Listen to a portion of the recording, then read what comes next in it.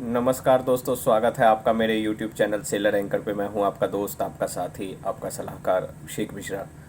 दोस्तों, आज की वीडियो में लाया हूं कि IMU CET का एग्ज़ाम कैसे क्लियर करें, या फिर जो रेटिंग वाले हैं वो कंपनीज़ का एग्ज़ाम जैसे कि सिनर्जी वगैरह निकालती है, या फिर जो इंस्टीट्यूट्स अच्छे इंस्टीट्यूट है लाइक TS रहमान, नूसी, ये सारे एग्ज़ाम कैसे क्लियर करें। तो इन टॉपिक्स पर हम बात करने वाले हैं। होपफुली आपको ये वीडियो पसंद आएगी। तो दोस्तों, सबसे पहले बात करते हैं IMU CET। IMU CET अभी बहुत मैंडेटरी है। इसका एग्ज़ाम आपको 100% क्लियर करना ही करना पड़ता है, बिकॉज विदाउट इस एग्ज़ाम के आपका एडमिशन DNS कोर्स में नहीं हो सकता है। तो अब ये एग्ज़ाम कैसे क्लियर किया जाए, हम इसकी बात करते हैं। सबसे पहले दोस्तों, आपको एक चीज़ का ध्यान रखना है, कोई कोचिंग लेने की ज़रूरत नहीं है। बहुत सारे आपको काफ़ी सारे बैनर्स मिलेंगे, काफ़ी सारे जो हैं वो बोलेंगे यहाँ से करो, वहाँ से करो, पास हो जाओगे। ऐसा कुछ ज़रूरत नहीं है, क्योंकि आपके फिर 1 डेढ़ 2 लाख रुपए और एक्स्ट्रा लग जाएंगे। आप कोचिंग लोगे, उसके बाद भी होगा कि नहीं होगा ये गारंटी नहीं है, क्योंकि वो भी वही पढ़ाएंगे जो आप पढ़ते हो सके वो उससे भी कम पढ़ाएं। तो आप फालतू में टाइम वेस्ट, पैसा वेस्ट, जो कि आपकी मेहनत का पैसा है, आपके माँ बाप की मेहनत का पैसा है, जिसको आप कहीं पर और यूटिलाइज़ कर सकते हो। तो अब ये है कि फिर अगर कोचिंग ना लिया जाए तो फिर एग्ज़ाम कैसे निकाला जाए। सो दोस्तों, अगर आप मेरी टिप्स को अपनाओगे तो मैं मतलब ये काफ़ी इफ़ेक्टिव है। काफ़ी लोगों को मैंने गाइड किया है एंड उन्होंने इसके थ्रू एग्ज़ाम निकाला है। आप सबसे पहले, आपको बेसिक 11th और 12th क्लास की बुक्स होंगी आपके पास। उनके बेसिक कॉन्सेप्ट एक बार पढ़ना चालू कर दो, शॉर्ट्स में पढ़ना चालू कर दो, आप मेमोराइज। क्योंकि जब आप 12th पास करते करते आप 11th का बहुत कुछ भूल जाते हैं, और आप ये भूल जाते हैं कि कोई भी एग्ज़ाम्स होता है उसमें 11th का 60% पूछा जाता है और 12th का 40%, ऐसा होता है। तो आपको 11th का बेसिक नॉलेज, 11th की बेसिक नॉलेज होना बहुत ज़रूरी है। अगर आप सपोज डैट मैथमेटिक्स ही कर रहे हैं तो आपको कैलकुलस वगैरह की नॉलेज होना बहुत ज़रूरी है। और जो बेसिक कैलकुलस वगैरह है वो सारा कुछ 11th में ही सिखाया जाता है। मैट्रिक्स एंड डिटर्मिनेंट्स, प्रोबेबिलिटी, यही सब तो पूछा जाता है। कोई बाहर से सवाल थोड़ी ना पूछे जाते। तो आप अपना बेसिक क्लियर्स करें। एक बार आपने बेसिक क्लियर्स कर लिया ना, तो फिर आप थोड़े हायर लेवल पे आए। क्योंकि अगर आप डायरेक्ट हायर लेवल पे अटैक करते हैं तो आपका फिर बेसिक रह जाता है। बेसिक क्लियर नहीं है तो आप हायर लेवल कैसे क्लियर कर सकते हो। इसके लिए पहले बेसिक पढ़ें। आप एग्ज़ाम के व्यू से मत पढ़ो कि मुझे IMU CET ही निकालना है तभी मैं पढ़ रहा हूँ। नहीं, आप नॉर्मल जैसे 11th 12th में पढ़ते थे अपना, क्योंकि आपने सारा तो पढ़ा हुआ है, उतना टाइम आपको लगेगा नहीं। जब आप 11th में गए थे तब सिलेबस आपके लिए नया था, 12th में आपके लिए नया था। बट अब आप तो 12th पास हो चुके हो या 12th की फाइनल स्टेज पे हो, तो आपके लिए कुछ नया नहीं है। आप बेसिक से स्टार्ट करिए, बेसिक पढ़ाई करिए 11th 12th की।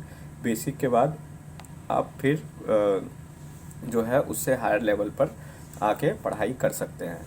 सेम इसी तरीके से आपको फिजिक्स का करना है, केमिस्ट्री का करना है। और ज़्यादा आपको डाउट होता है तो आप कंसेप्चुअल क्वेश्चंस दिए रहते हैं हर चैप्टर के लास्ट में, ऑप्शन वाले, वो सॉर्ट आउट करना चालू कर दीजिए। उनके आंसर सॉर्ट आउट करना चालू कर दीजिए, तो डेफिनेटली आपको प्रॉब्लम नहीं आएगी। इसके अलावा और भी एयरफोर्स वगैरह की बुक आती है, जो ग्रुप एक्स, ग्रुप वाई, इनके भी जो क्वेश्चन बैंक्स आते हैं, अगर आपको टाइम मिलता है तो वो भी सॉल्व करना चालू कर दीजिए, क्योंकि उसमें से भी काफ़ी क्वेश्चंस आते हैं।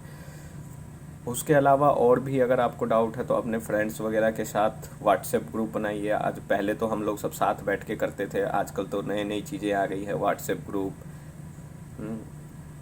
टेलीग्राम ग्रुप, ये सब आ गया जो कि काफ़ी हेल्पफुल है। कोई क्वेश्चन नहीं आता, तुरंत आप ग्रुप में डालिए क्वेश्चन, उसका आंसर कोई ना कोई सॉल्व करके आपको भेज देगा। तो ये सारी चीज़ें इफ़ेक्टिव है। इसमें क्या है, आपको थोड़ी प्रॉब्लम आएगी क्योंकि आपको मेहनत करना पड़ेगा। आप कहीं ट्यूशन लेते हैं, वहाँ सब पका पकाया मिलेगा, वो क्वेश्चन नहीं आएगा तो आप फिर फंस जाओगे, और फिर उसको बेचारे को, इंस्ट्रक्टर को गालियाँ दोगे या इंस्टीट्यूट को, वो सब करके फ़ायदा नहीं है। पैसा वेस्ट मत करिए, टाइम वेस्ट मत करिए, आप मेहनत करिए, आराम से आपका IMU CET निकल जाएगा।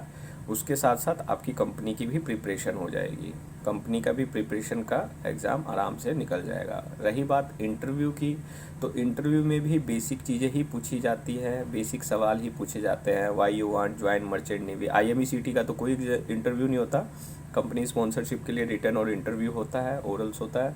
तो उसमें बेसिक सवाल ही पूछे जाते हैं। आपसे क्या पूछा जाएगा, पाइथागोरस थ्योरम या फिर Archimedes principal, Bernoulli's law, Kirchhoff's law, यही सब तो पूछा जाता है दोस्तों। कोई अलग से सवाल थोड़ी ना कहीं आसमान से टपक के आता है। या फिर एनडीए जितना भी टफ नहीं है जितना टफ एनडीए है। एनडीए में तो 900 मार्क्स का पेपर होता है, 600 मार्क्स का आपका general ability test and 300 marks का मैथमेटिक्स। बट ये वैसा भी तो नहीं है, तो आप आराम से क्लियर कर सकते हैं। आपको कोई कोचिंग या इधर उधर जाने की ज़रूरत नहीं है, आराम से आप बेसिक पढ़िए, आराम से आपका क्लियर हो जाएगा। आइए बात करते हैं अब जीपी रेटिंग वालों के लिए। तो जीपी रेटिंग वालों का तो और आसान है। उनका 10th बेस पे, अगर आपने 10th की पकड़ अच्छे से कर ली, 10th क्लास आपने अच्छे से पढ़ी है, आपके मार्क्स अच्छे हैं, तो आप 100% जीपी रेटिंग का एग्ज़ाम निकाल सकते हैं। उसके बाद जीपी रेटिंग में इनिशियल, जैसे कि मैं बताया, इनिशियल स्पॉन्सरशिप का कोई ऐसा नहीं है कि इनिशियल स्पॉन्सरशिप मिल जाती है। तो लेकिन जब आप प्रीसी ट्रेनिंग करने जाते हैं जीपी रेटिंग की 6 मंथ्स की, तो वो उस टाइम को यूटिलाइज़ करिए, अच्छे से पढ़ाई करिए।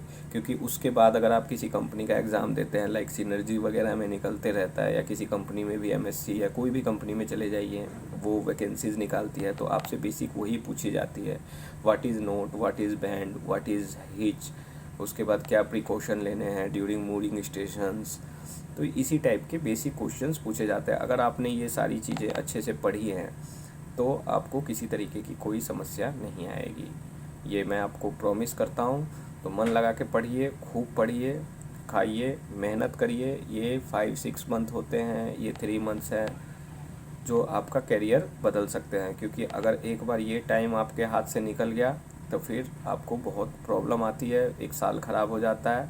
बट मैं यही कहूँगा, साल ख़राब हो या ना हो, आप गलत चक्रों में मत फंसना, गलत लोगों, झूठे लोगों में मत फंसना कि जो आपको बोलते हैं कि लाओ हम करवा देंगे, हमारी यहाँ पहचान है, हमारी वहाँ पहचान है। इन सब चक्रों में आपको नहीं पड़ना है। सो दोस्तों, thank you and all the best.